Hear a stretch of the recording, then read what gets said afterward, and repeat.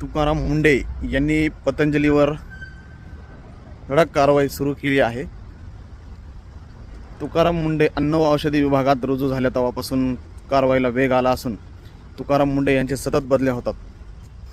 चांगला माणूस, काम करणारा, भ्रष्टाचाराच्या विरोधात लढणारा माणूस या सिस्टमला नकोय म्हणून सचिव पदावर राहण्याची सध्या त्याचं वय पाहता आणि त्याच्या कार्यकाळ पाहता त्यांच्या बॅचचे काही लोक सचिव पदापर्यंत पोहोचले आहे। मात्र तुकाराम मुंढे यांना आयुक्त पदावर ठेवण्यात आलं आहे।